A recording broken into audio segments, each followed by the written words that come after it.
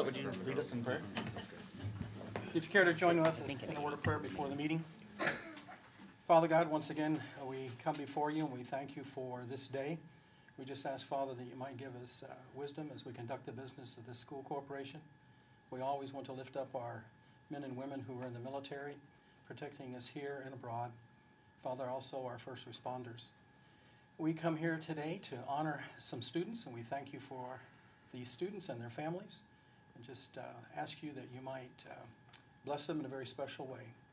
As we come into this month, as we celebrate the birth of your Son, we thank you for the great gift that was given to us, and to realize that true peace comes in knowing him. And I thank you in Jesus' name. Amen. 6:30. Join me for the Pledge of Allegiance. I pledge allegiance to the flag of the United States of America and to the republic for which it stands, one nation, under God, indivisible, with liberty and justice for all.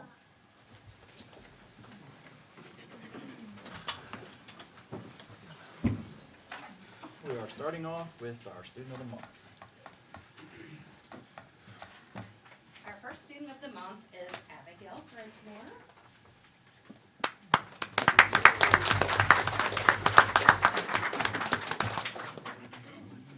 And Abby was nominated by her teacher, Miss Grimes. And Miss Grimes says, Abby takes the extra effort to make the right choice each and every time. She is the definition of accountability. Not only is she a role model for behavior, but she also goes above and beyond with her academics. She challenges herself by bringing workbooks to school from home to work on during downtime, since she typically finishes her independent work early. I'm excited to see where her ambition takes her.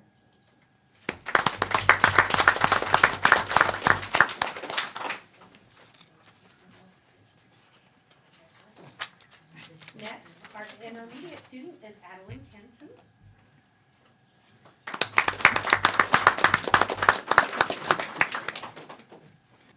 And Adeline was nominated by her teacher, Miss Keene. Addie is incredibly kind, supportive of classmates, and a great friend. She always tries her best and is willing to work hard for what she wants.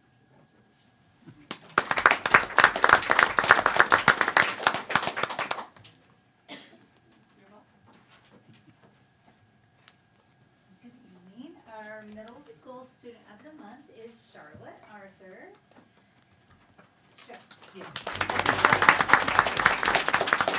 Charlotte was nominated by her teacher because, and peers, some students that also said these things about you. So Charlotte comes prepared to class every day, always is kind and a good person to be around, and is never actually mean to anybody. She's exceptional because she always tries her hardest on every assignment. She asks questions and helps other people when they need help. She is always really kind to everyone, and if someone is crying, she comforts them. So she has found her stride at the middle school here.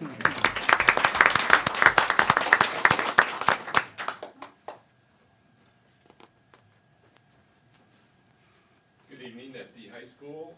We're excited to announce Avery Wolf, senior, as our student of the month.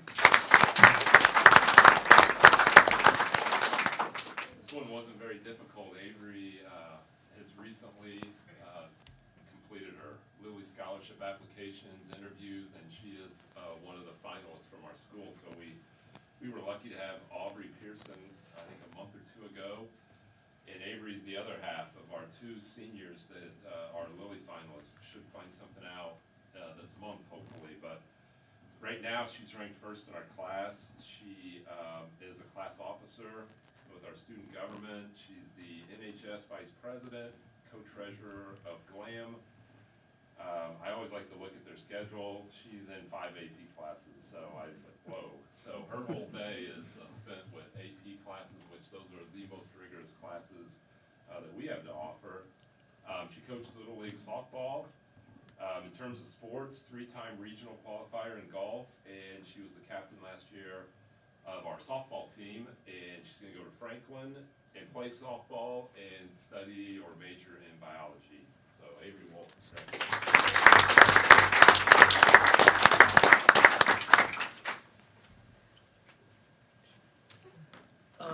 students, if you want to come up and get a picture up here.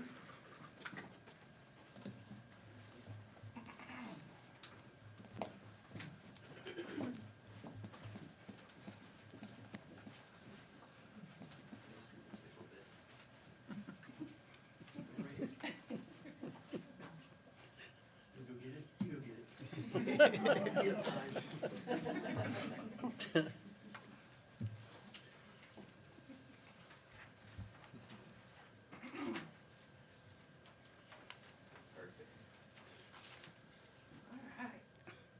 Whoops, I can't see the little ones. Here we go. 1, 2, 3. 1, 2, 3. Any parents wanna come up here, you can. Take a picture for me. Feel free.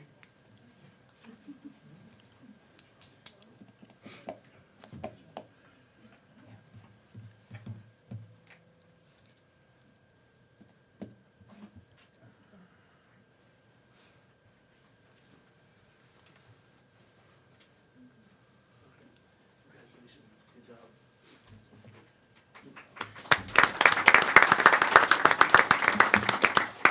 And parents and students, you can feel free to leave at this time. You don't have to, but if you want to go home and take care of Zoom. all those things at home, feel free. Miss all the scintillating. I'll see you guys later. That's my favorite part. Hello, Neil. See ya.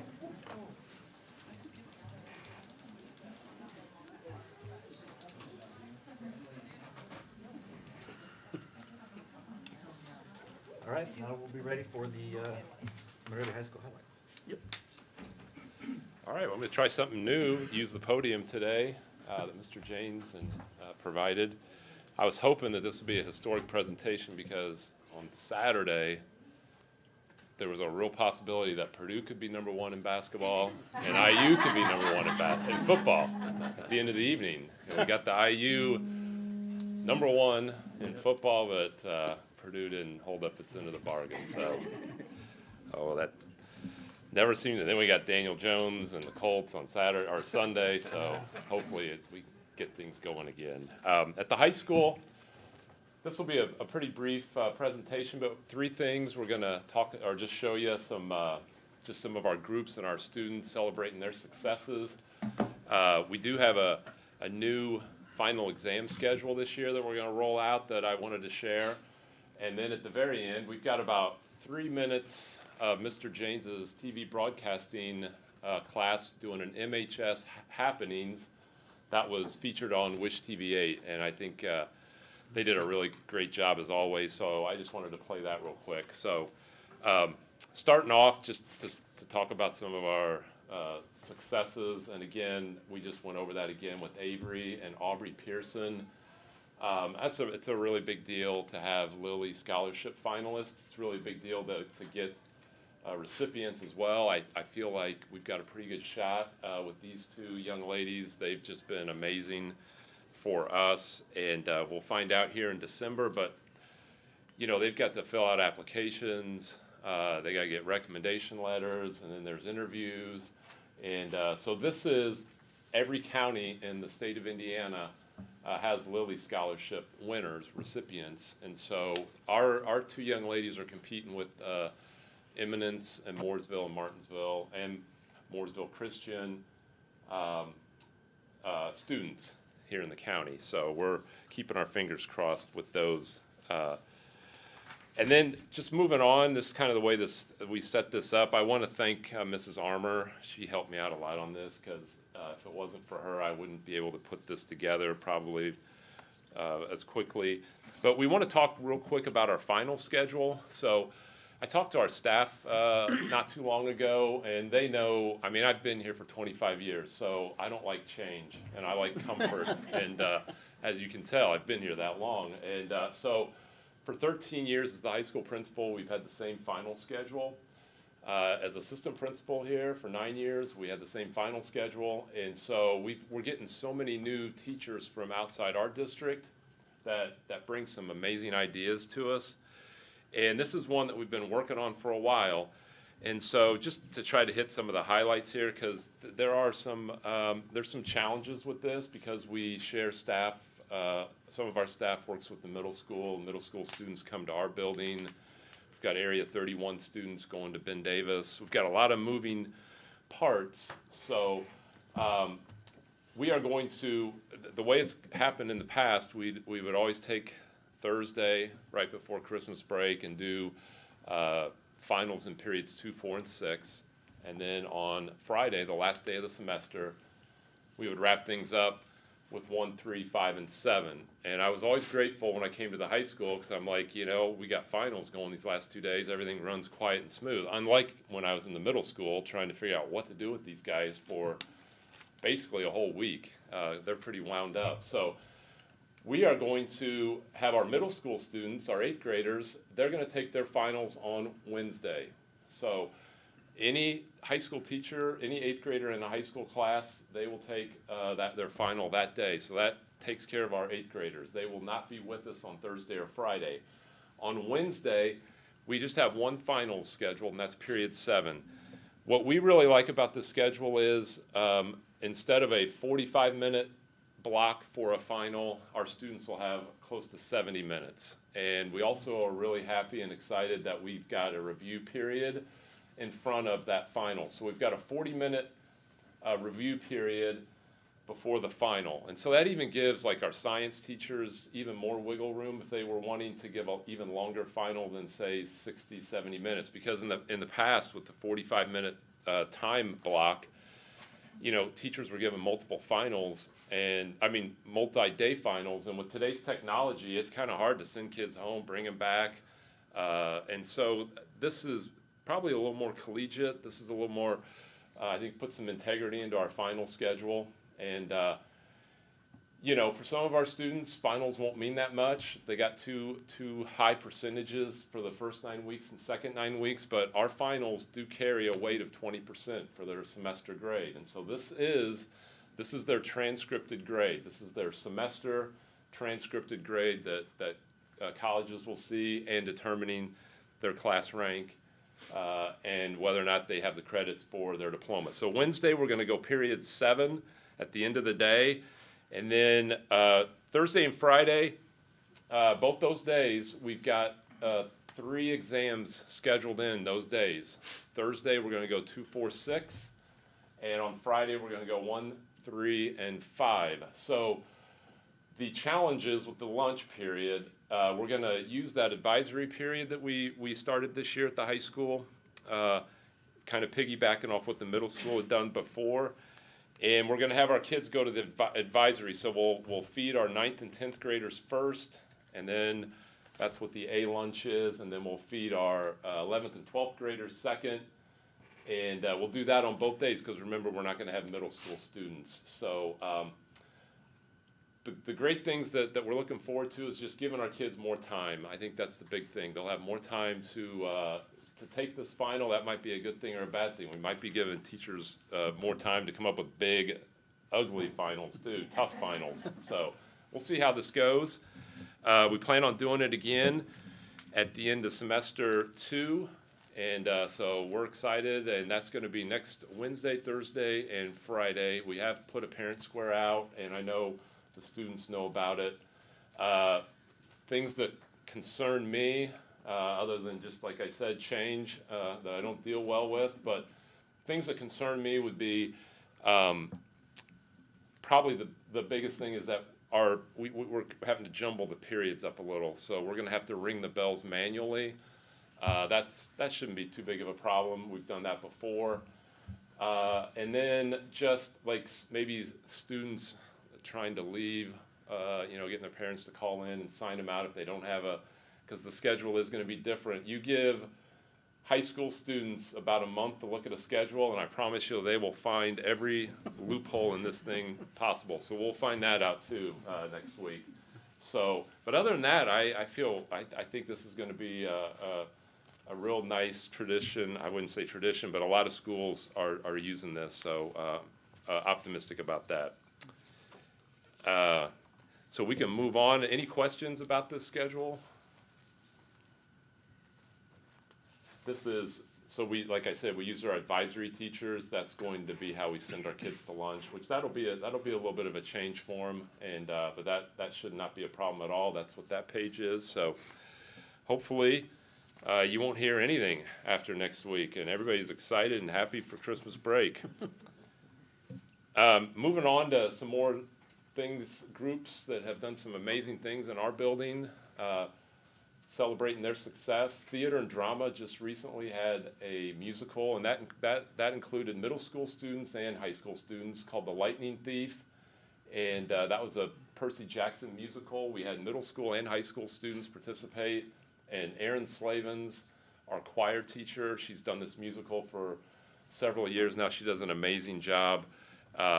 She had a dress rehearsal on Thursday. She had a show Friday at 7, show Saturday at 7, and a matinee on Sunday. So her and her student teacher, John Grimes, which he's done a great job this year for us, and we're going to miss him when he goes, but they did an outstanding job. So that was our The Lightning Thief. The next slide just got some random pictures there of the kids. Those are some middle school and high school students who took part in that, and again, that was a busy weekend. So congratulations to them. Moving on, just want to say a few things about our cheer squad. You know, I always feel bad for our cheerleaders because they really don't fall under the IHSAA's guidance, but they really do so much for our sports, and they are athletic, they're very athletic with their tumbling. They took part in a competition, our new conference, the HLC, and they received a second, and that was a couple weeks ago when we hosted that here. So they were runner-up to our first Hoosier Legends Conference cheer competition. And then we had 5 young ladies who got to go to Disney World who practice kind of like a travel squad in cheerleading. And so they were with it's the Monrovia's All-American Cheerleaders. They traveled to Disney, so that was exciting for them. And again, they put in a ton of extra work, and they do a great job. Highlighting some other things that's kind of taken place here is I've got to mention our Bulldog Blessings, our food pantry. We just have so many different groups of students that help, and teachers, and staff members. This has really grown a lot. We currently are we're doing a drive-through food distribution on Wednesdays. I think that's what we're doing right now. And then there's always that Saturday distribution. We have a community service class that Mr. Rossick has. And so we've got students involved, and they take a lot of pride in it. And it's a big undertaking, so all their efforts are very appreciated. Got to mention our FFA, some really neat stuff they're doing. I mean, they're in competitions all year long. They offer dual credit classes. They've got stuff for our middle school students. They have stuff for our high school students. But right now, they currently are working on a toy drive. So all of our classrooms have toy drive boxes. I think it's our 5th periods that are doing that. And next week, the 10th, is the end of this toy drive. Yes, it's 5th period classes that collect the most will get a lunch party. So our FFA's goal is 600 toys. So they are doing, that's Tori McCreary and Shelby Dye. Those are our 2 FFA sponsors, and they're as good as they come. Those 2 ladies, they do an amazing job. Then we've got our Monrovia bands. Tomorrow night we'll have their holiday concert at 7 p.m. And it's going to be all holiday Christmas music, and they are really, really good. I'm sure you get to hear them. I look forward to hearing them at our basketball games, the jazz band. So that's tomorrow evening. And then on Friday, Mrs. Slavens, her holiday choir concert is going to be on Friday at 6:30. Both of those are in the Center of the Performing Arts. So we've got that to look forward to this week. And then finally, before we take a look at this video of our Mr. Janes's students doing MHS happenings, we've got our end of year events. I just wanted to kind of throw these dates out here now because honestly, once we get back from Christmas, we are going to be focused on the class of 2026. And we've got our top 10 program on the 27th of April at 6, and then just 2 days later, on Wednesday, we'll do our senior award program. We do that during the day. Our guests that come in really enjoy that. We live stream it. And we get all of our seniors to participate. That's the whole point of that. The whole point is we were finding that a lot of our seniors work, athletics, whatever, they just were not showing up to that. So we get every senior involved. They like that. Then that Friday, so that's a busy week, last week in April, May 1st, we have our kindergarten senior walk, which that's become an amazing tradition. Mrs. Armour, Mrs. Dye, and she takes our graduates, and they walk with our kindergarten students, and that's really a special tradition that's been started. Kind of wrapping things up, we do have our underclass awards on here, but I wanted to focus on our graduation ceremony. Will be May 22nd at 7 p.m. in McCracken Memorial Gym. So that's Friday, May 22nd. We get to celebrate the class of 2026, and it's just amazing that we're even talking about that right now. But I talk to our seniors all the time about how fast this is going to go, and you know, once we get back from Christmas break, it goes really, really fast. So those are just some of the highlights. This little MHS happenings that you're going to see gets an interview with Mr. Olson, Coach Olson. He's talking about their sectional game. Mr. Willett's going to be talking about his ISMA semi-state, and we've got a little weather forecast. And then Shayna Smith and Aubrey Pearson, they are the I would say anchors here, and they do a really good job. So this is about 3 minutes, so we'll just wrap things up with that.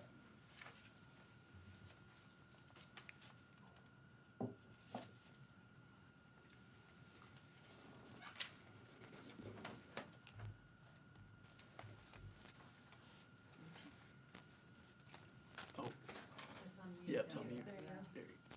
There you go. Nope.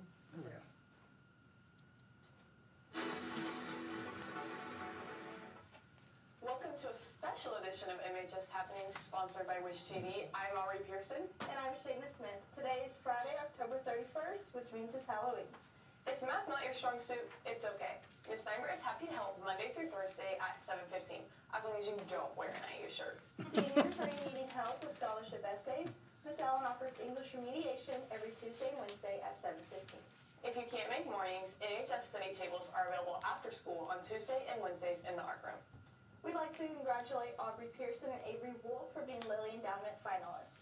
They are 2 of 8 people in the county selected to be finalists for this prestigious scholarship. The winners will be announced in mid-December, and fingers crossed for Aubrey and Avery. Thanks so much, Shayna. On November 11th, we have our annual Veterans Day program. This program will feature the class officer speaking, a special veteran guest, and performances by the band and choir. There will be a live stream of the program sponsored by the IHSAA network. Veterans are encouraged to attend with their families, and breakfast will be provided after. That's all the headline news we have for now. Let's send it to Kaden for a preview for tonight's sectional matchup with Coach Olson. Do you have a scouting report on Heritage Christian you can share with us? Yeah, so they're pretty similar to what we saw last week. They played Cecina. They together scored 100 points. So a couple of high-powered offenses. We held Cecina to under 30. We hope to hold Heritage to under 20. That's the goal. You know, they spread it out. They throw it around. They got some athletes. We think we're going to be able to do some things on offense and punish them a little bit up front. So hopefully it looks a little bit like it did last week. Kickoff time at Gordon Hadley Field is 7 p.m. Sport passes are not allowed. Also, don't forget to join AC and the gang in the zone tonight on Wish TV 8. Thanks, guys. Today's weather is looking nice for some football Friday and Halloween with the high being 54.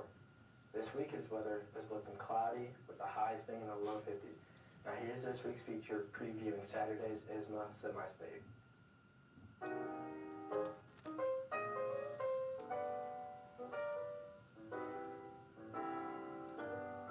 So far, the season has gone really well. We've really worked to make sure that our goals are to improve each and every week, and so far this season, they've been able to do that. Semi-state will be at Franklin Community High School this coming Saturday at 1:30. Is our performance time. That is everything we have for you today. Make sure to follow us on Facebook and Twitter at Monroe-Gregg News, and on Instagram at Monroe-Gregg News 1. I'm Shayna Smith. And I'm Aubrey Pearson. Thanks to Wish TV for this special opportunity, and Bulldogs have a safe and fun Halloween. That's pretty good, right? Hey, we want to thank their teacher, Mark James, for helping with the broadcast. It was pretty good. Cool. Over the weekend. Val and... All right. Thank you. Thank you, Mr. Springer. Thank you.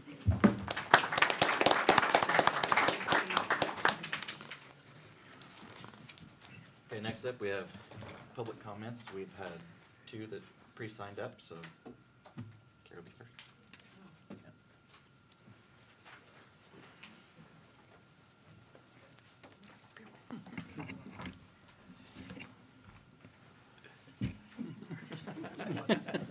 Anybody? Good evening. My name is Carrie Kamick, and I'm here along with some of my family to present the annual Jim's Journey check to the athletic department in memory of my father, Jim Seasting. This year's check is in the amount of $3,852. These funds were raised through the 11th annual Jim's Journey 5K Run Walk Stroll, as well as the inaugural cornhole tournament held earlier this year, directed by my nephew, Nick Pridemore.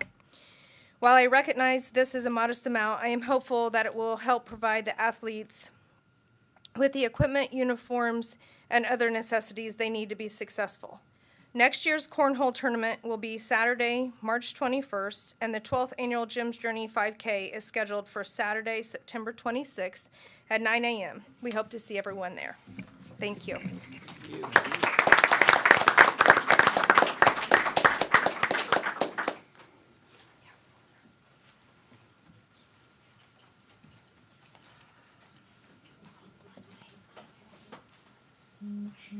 Thank you. See you. Thank you very much. Thank you. Okay, next up we have Miss Sarah Ragland.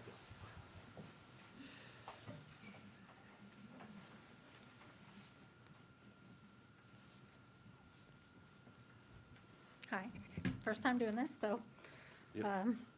in light of all the emails we've been getting about all the funding, I've been doing some research, and so I just have some questions, if that's okay. I was wondering, in doing some research, I found out through some other schools and websites that a lot of the smaller schools around us utilize an education foundation to help pay certain things for teachers. I didn't see that we had one. Am I missing that somewhere? Do we have an education foundation? I don't know. Not school corporation. Okay. Even Mr. Provost's last school has an education foundation. There is a resource at inapef.org, which actually is a resource for Indiana to help get those education foundations started. I know that a lot of the smaller schools have raised tens of thousands of dollars to help teachers pay for additional resources and things that they need and grants that they need. The other thing that I was looking into that I know Cascade utilizes and uses is the Ford Next Generation Learning. Is that something we've looked into utilizing as well? To help with additional programs and electives and career paths? What's that? I'm sorry. Yep, Ford Next it's Generation? Ford Next Generation Learning.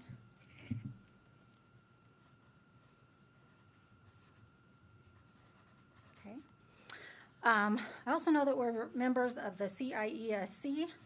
I was kind of wondering how we are utilizing their resources. Their website states on average members realize an ROI of nearly $105,000 annually. Is that something we're using as well and using their resources too? A few different ways, yeah. We use them to help us purchase buses, use them for professional development, cooperative purchasing of different things. Okay. Another question while doing some research is, I noticed that all other Morgan County schools receive free breakfast and lunches this year, but we're the only one that doesn't. I was kind of wondering why we don't receive that. That can make a big difference for a lot of families in our communities that are lower income, that don't, even though they make decent money, they don't qualify for free school lunches and breakfast. That doesn't mean they're not struggling. And as we all know, we've lost 30 students this year. That could be part of it. Is there a reason why we our kids don't get free lunch and free breakfast? Couple different factors there. That question came up earlier this year. It has to do with the amount of free and reduced applications that we do receive, things like that. I can have our Director of Food Services get you that information, exactly why we didn't meet that criteria. Okay, was it a grant? Did we apply No. for it? No, No. okay. Do we take spring out of district enrollment? Mhm. I know that Cascade's cutoff is December 15th for their deadline. I feel like since we lost 30 students, I feel like we're not putting our best foot forward to try to attract students here to Monrovia. If you go and you look at our website, our Facebook, all of our stuff, there's nothing exciting about it. Last time I pulled up our website, it was a big pop-up of how poorly we're doing with funding. Immediately I see that, I'm not sending my kids to that school. And so with a deadline coming up of spring out-of-district enrollments, why are we not almost treating this as a business? And I'm not trying to use the word recruit, but as a small school in a small district, there's a lot of bigger school families or kids that typically look into smaller schools. I mean, we gained 3 really good football players from Mooresville this past year that have really made a big impact on the football team, and their families have integrated really well and are very helpful. I just feel like we're not putting our best foot forward to try to recoup those 30 kids. And I feel like we could be doing better through our social media, spotlighting all the good things that the school is doing, the fun things, and all of that. Also, when our kids leave, 30 is a lot for a small school. When our kids leave, are we finding out why they're leaving? Do we ask those questions? Yep, it's just depending on if the parents answer questions we send to them. So yeah, we try to find out where they're going, why, that sort of thing.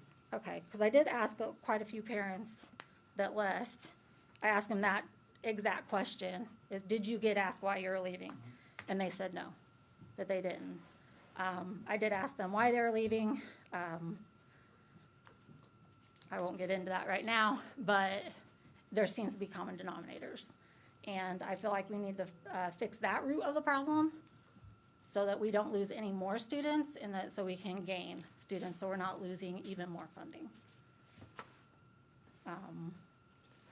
Oh, and also, where do we find previous recordings of these school board meetings? YouTube channel. I looked on the website, our website, the school website, it sends you to a link on the YouTube channel, and there's one video. Am I doing something wrong?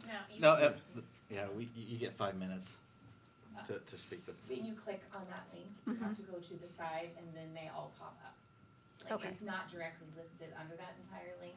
It's like one more site. Off to the side? Yes. Okay. But they are there. And we don't have that many recorded.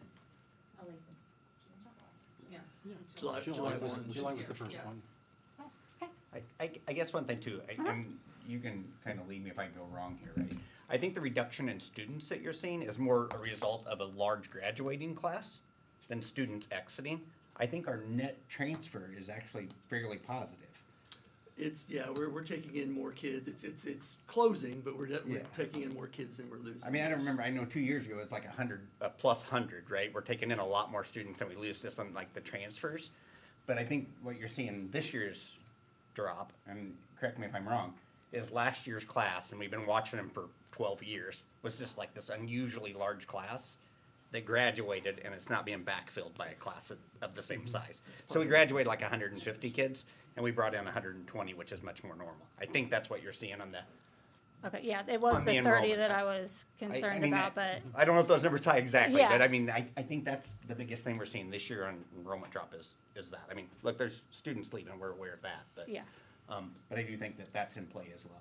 Just Yeah. Kind of a clarifying point. okay, thanks for clarifying that.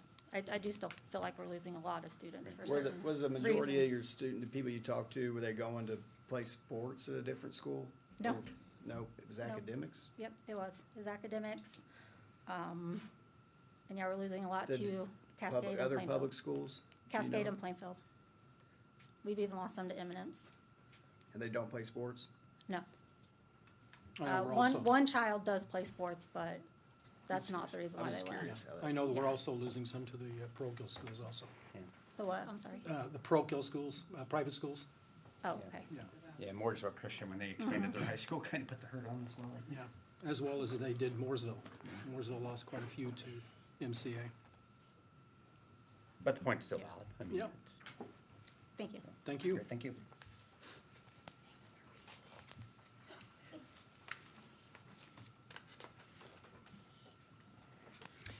Just one thing, I don't know, always in times past, I was gonna ask Steve, don't we have to vote on donations to accept them? Yes. It's in there later. It's in there later. Oh, okay. Yeah. She just wanted to present it. Okay, I didn't know if we were gonna So, do it right yeah. at that time or not, okay. Yeah, it's in there later. Okay. Good point, though. We're not giving it back. Next item up will be the consideration of the previous meeting minutes. Mr. President, I move that we approve all of the meetings, work sessions, executive, regular and special board. Mr. Elliott, do I have a second? I'll second. Mr. Sears? All those in favor, say aye. Aye. All opposed? Motion passes 5-0. On to item number 6, which is the consideration of our vouchers. Yeah, just a few comments about some things that are in there that are not normal monthly things you would see. We made payments to New Tech Roofing, 2 different payments for a total of a little over $1.4 million. That's the roofing project here at this campus, to re-roof those areas. So that was the 2 payments they submitted. I'll have more comments later about kind of where we are with the roof project. Payment to Envelop IQ for fire pump replacement and hookup. That's the fire pump over at the elementary that needed completely redone. So that was a little over $75,000. Payment to Fanning and Howie for their architectural services, a little over $13,000. That was for the projects that they're helping us with, the roofing, the urinal project that was completed over the summer. And then payment to Ice Miller for our most recent bond issue, a little over $34,000. And I'll have more comments about the bond issue too here later. But those are a few things that aren't normal monthly things that you will see. Do I have a motion to approve the claims? I'll make a motion to approve the claims and the 3 payrolls from 11/14, 11/17, and 11/28. Mr. Kennedy, do I have a second to combine? I'll second. Mr. Blundell, any further discussion on that? All those in favor, say aye. Aye. All opposed? It passes 5-0. Item 7, consideration of our personnel recommendations. Yes, I have a few comments of things you're going to see in there. First of all, Brett Everett has put in his retirement. I want to thank him for his 20 years of service. You see in there that I am recommending Jared Smith to be our next director of safety. One thing I want to mention about Jared, number one, is he knows our schools and faculty and kids pretty well because he's been here and served as SRO before. Plus, he's been filling in kind of as our director of safety in some ways since Scott Hamilton left. He's been here daily. He's been helping get our SROs scheduled, that sort of thing. One thing I do want to bring to everybody's attention that will be a bit of a change. He is not going to have any police powers. He will be doing this as a civilian, even though he is still a police officer with Morgantown PD. We tried various ways to keep his police powers, whether it was through the county or to try to get Morgantown to allow him to use his police powers, and just the legal aspects of that, they, at least Morgantown, didn't want to do that. I still feel it's going to be an effective thing.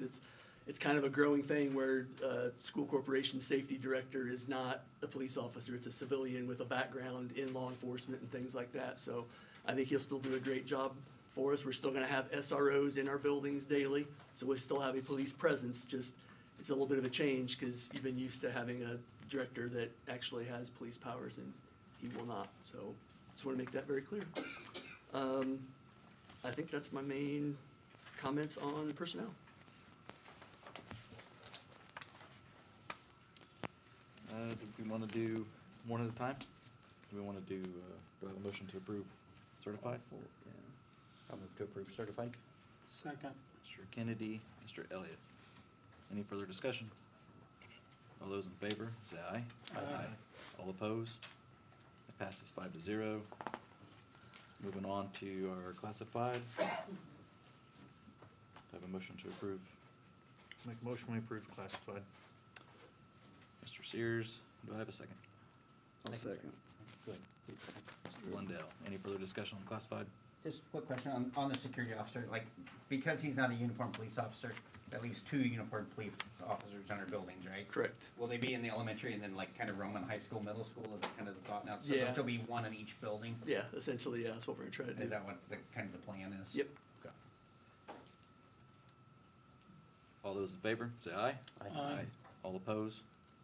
Passes 5-0. Our ECA, motion to approve ECA. So moved. Mr. Elliott, do I have a second? Second. Mr. Sears, any further discussion on the ECA? All those in favor, say aye. Aye. All opposed? That motion passes 5-0. And D, which is our substitute.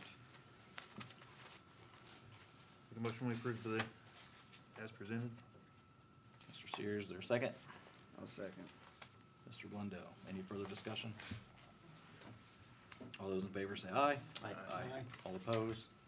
And that passes 5-0. Next item up, item 8, is permission to purchase some more buses. Yeah, so I'm making a recommendation tonight that we purchase 2 buses. One would be a 78 passenger bus, the other would be a 14 passenger white activity bus for a total of $264,279. That would be a bond purchase. We've been purchasing buses out of bonds for several years now. This was done through CIESC.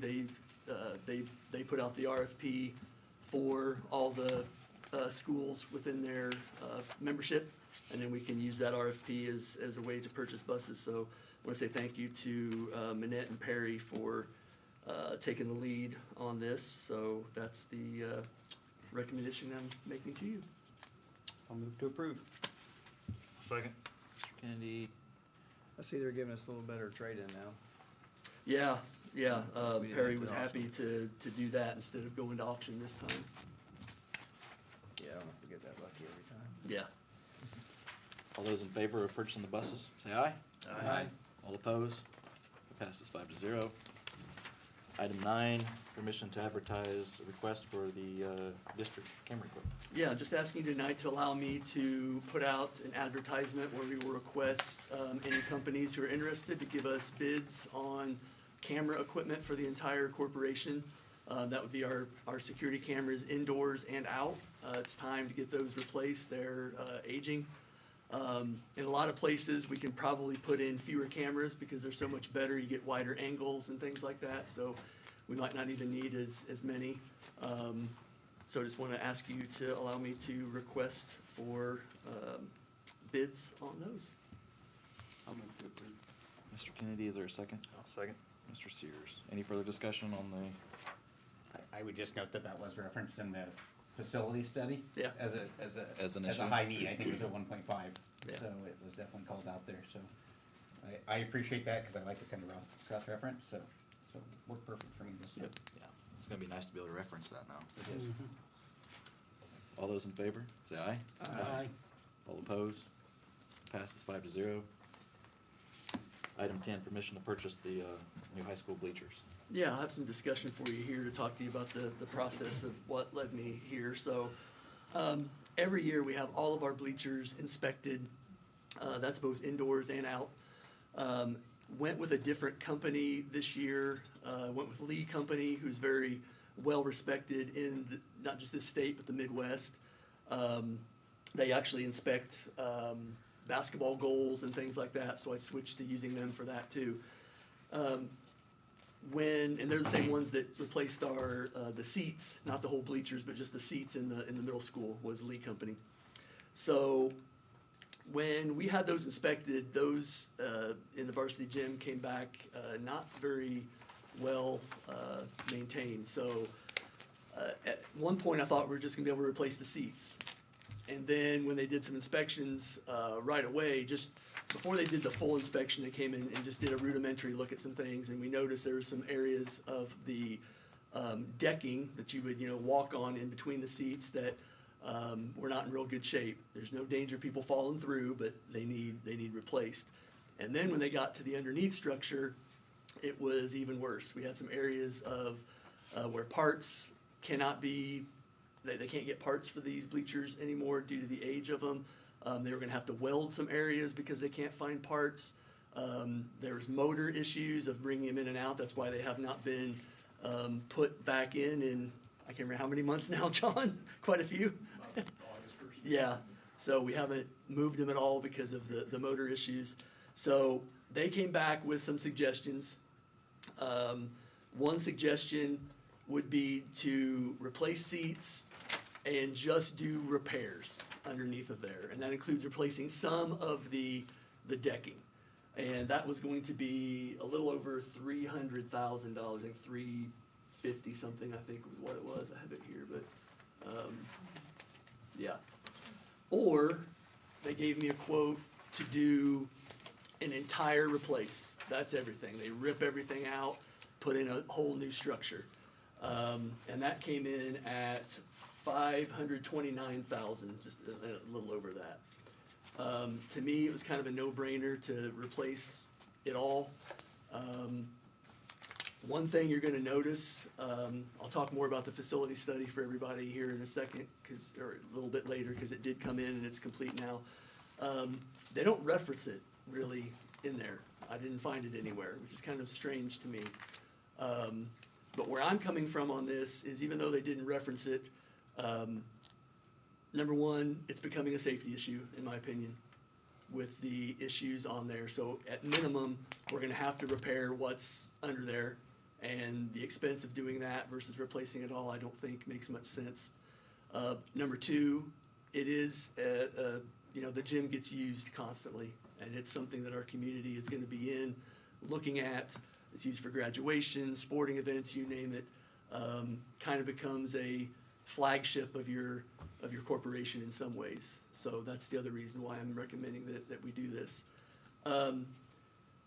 We were able to do this. Typically for a project this big, you'd have to do what we've done in the past, which I'd have to ask you to put out an RFP. We do bids, that sort of thing. I did something a little bit different that I wasn't aware of, but got told about by some colleagues. There's a company called Sourcewell, and I have all the paperwork that we need to prove that we did what we're supposed to do and it's legal. Sourcewell is a company that basically puts out RFPs countrywide. And so they put out an RFP for companies that do bleacher services back in June of 23. And it has all the information of, how the bids were taken, who was the most responsible bidders, all those things. And then they awarded those bids to, I think there's 5 or 6 different companies, Lee Company being one of them, because they deal with Hussey seating, which is the seats that we want because they're the best out there. So this is all covered through Sourcewell doing the RFP for us, so we're free to use any of those companies that put in those, submitted those RFPs and were awarded those contracts. So I think that's my main comments there. I'm open for any questions or discussion. What kind of warranties are on those? That is, What is the life expectancy on? well, I can tell you on these seats, I had these seats in my previous district, and that gym was 13 years old.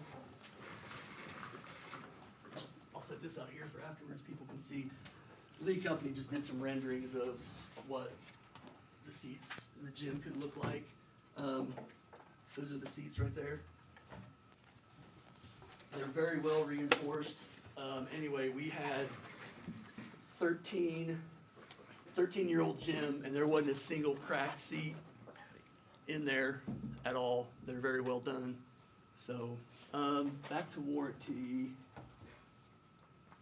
I'm sure they'll give us a good maintenance schedule, what to do with them and Yeah. stay up on them. Yeah, well, they will come, and they'll be the company that is looking at our bleachers every year. I think it's in here somewhere, Jack. Oh, that's okay. Seeing it. I can check with. I the know editor. it's I just- good. I'm sure they've Okay. probably never been. It's a good greased or warranty. anything. I just don't see it right in front of me right now. That's fine. So that's something, that's a yearly inspection on those. Yeah, we have our bleachers and goals and everything like that inspected yearly. Just, it's interesting that it wasn't in the facility study. Yeah. So what, the source well, so that keeps you from having to get multiple bids, or I guess I'm confused. It's different. So it's not that it keeps us from getting multiple bids, because we actually, they put out the RFP and then they award the contracts to the most responsive bidders. And then we can choose from those bidders on who we want to use. They don't show us what the other bids are, though. You know, you could go and get quotes from them. However, Lee Company is the only one in Indiana that gives us those seats. That's the same ones that did the middle school? Yes. Yeah. These are all the ones they reach out to most of the time.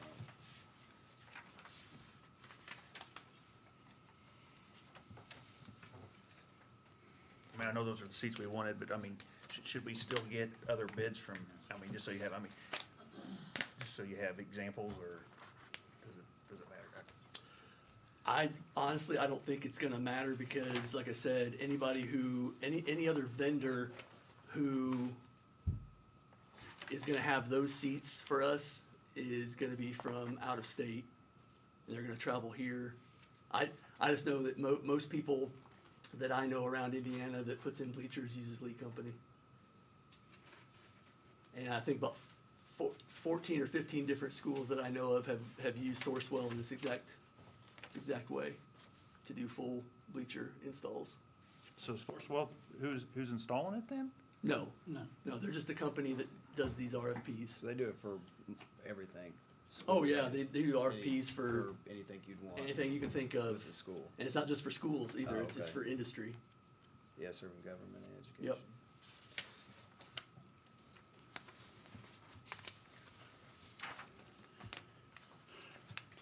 Well, it's a bitter pill to swallow, but just due to safety situations. I mean, that's it, safety and being able to utilize more space in the gym. I mean, I don't know how long it's been since those bleachers have been. Probably find some interesting stuff under them. Been open. Well. Yeah, I was on this weekend. I'll Not the move best. to purchase new high school bleachers.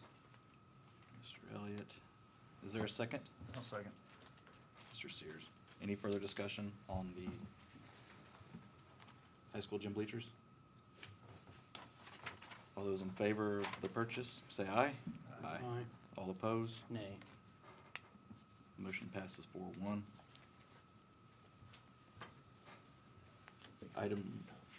Item number 11, permission to advertise a request for new grounds maintenance contract. Yeah, Perry said it's time for us to advertise for our mowing services.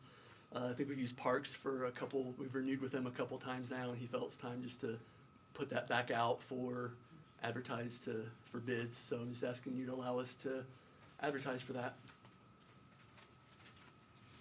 I'll move to approve. Mr. Kennedy, is there a second? I'll second. Mr. Sears, any further discussion on the request for quotes? All those in favor, say aye. Aye. All opposed? That passes 5-0. Item 12, permission to create a multilingual ECA account. Yeah, the multilingual has asked us to, multilingual department has asked us to allow them to create an ECA account so that if they do any fundraisers or things like that, they do a lot of stuff, community outreach, so that they can pay for community outreach things that they do. So it's not any problem to create an ECA account for these different departments that want to do things like that. So just does need board approval, however. So I'm just asking you to allow them to create that account. I'll move to approve it. Mr. Kennedy, is there a second? I'll second. Mr. Blundell, any further discussion? All those in favor, say aye. Aye. Aye. All opposed? The motion passes 5-0. Item 13, permission to move balances from dormant funds. Yeah, from time to time, we have some funds, all schools typically do, that that end up going dormant. There's not much being done with them, or there are programs that are no longer being utilized or even done anymore, and so you have to really kind of clear out those accounts and put the money where it belongs. So I'm asking you to move some funds from some dormant funds into like operations or education, or in one school lunch. So asking you to move $2,415.25 from driver's ed fund to operations. It shows in there when the last activity was in that account, which is back to 2019. Move $3,153.04 from the United Way Read Up Foundation to Education Fund, and the last activity in that was back in '22. And then move $1,705 from COVID-19 emergency nutrition to school lunch, and that last activity was back in 2020. Move to approve. Mr. Elliott, is there a second? Second. Mr. Sears, any further discussion on the dormant fund? Just a quick question, I mean, how do we pick which fund they go in? I mean, are they directed like driver's ed has to go to operations, or No, just? just what seemed to make the Just to most make, sense. you just kind of aligned it with, that's what I. Yep. All those in favor, say aye. Aye. All opposed? The motion passes 5-0. Item 14, second read and approval of the board bylaws and policy update. Yep, last month, we had our first read of the Neola policy update for you. This month is the second read and suggested approval of those. Really, a lot of those were, just some wording changes, things like that. Nothing very, controversial in those updates. So I'm just asking you to approve those Neola policy updates. Motion to approve? I'll move to approve. Mr. Sears, do I have a second? A second. Mr. Blundell, any further discussion? All those in favor, say aye. Aye. All opposed? Motion passes 5-0. Item 15, permission to contract with Kaiser Consulting and Educational Consulting. So last month, we had a work session, and I had Dr. Paul Kaiser come and speak to the board and any public that came and talk about, excuse me, sorry, talk about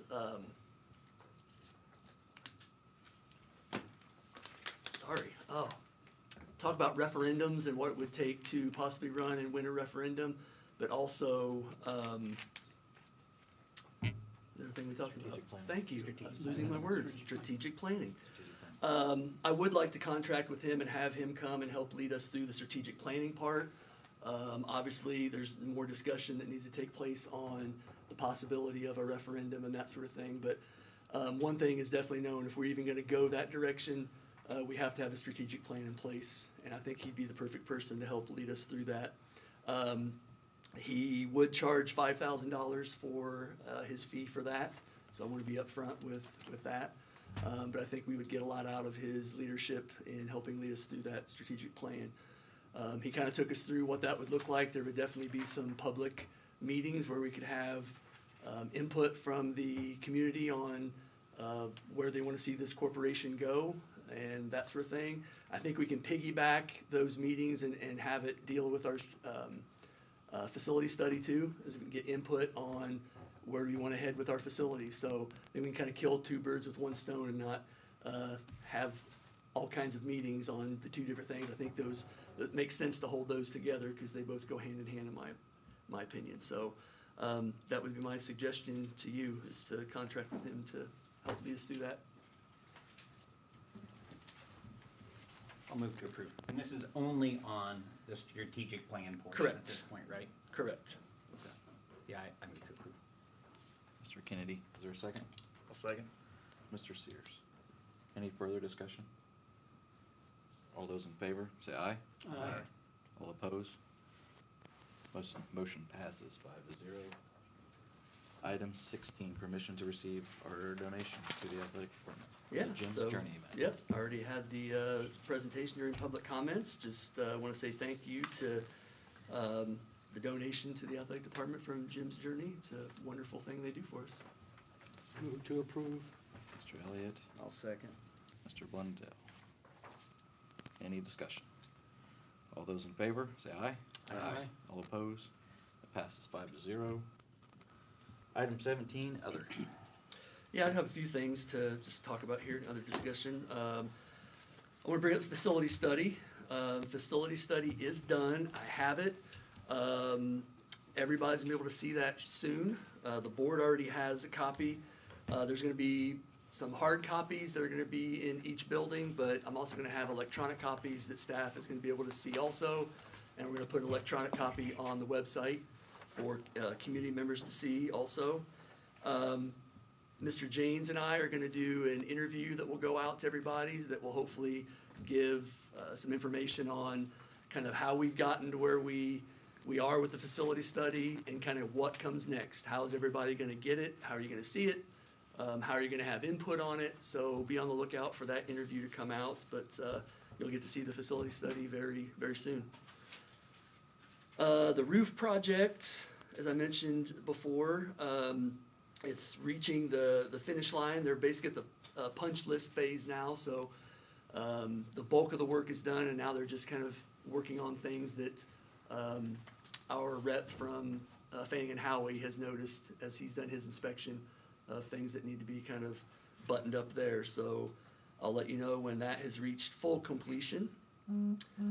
This Wednesday at 10 a.m. here in this office, we're gonna have a pre-bid meeting for any of the companies that are interested in the RFP we put out for maintenance and janitorial services. I have had several companies reach out with questions or information, so we'll see how many show up for the pre-bid meeting. Those bids aren't due until January 30th, so we got a ways yet. The pre-bid meeting is just to answer any questions. If they want to take a tour of our facilities, we'll take them through the tour also. We officially closed the bond issue for the 2026 bonds. We ended up getting a little over 2.9 million in bonds. We ended up having less premium than we thought we were gonna have, which is good. We had a very good credit rating, and the timing of when we closed worked out well. So we actually paid less in fees, which was good, which means we get more bond money overall, so that is good.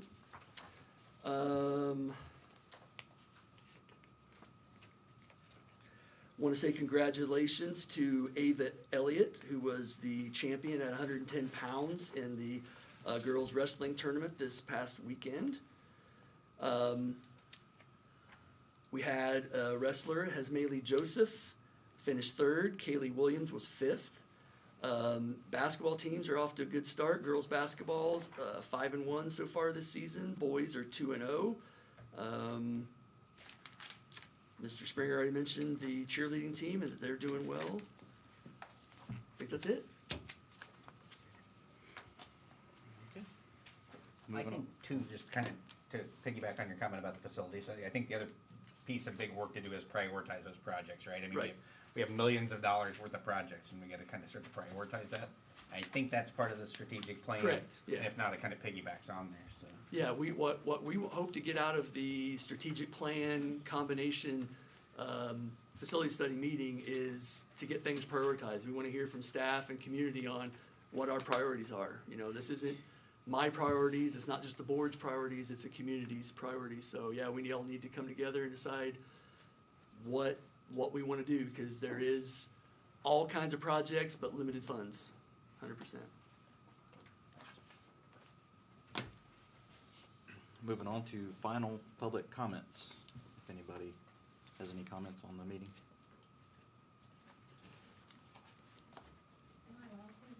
You can have 2 minutes, yeah. Yeah, but would you mind going back just so they can hear? Yeah. She wrote it. We've got it for record. Does CIESC do any referendum consulting? And what would it cost us since we're already members? No, they don't do anything like that. No, okay, that was it.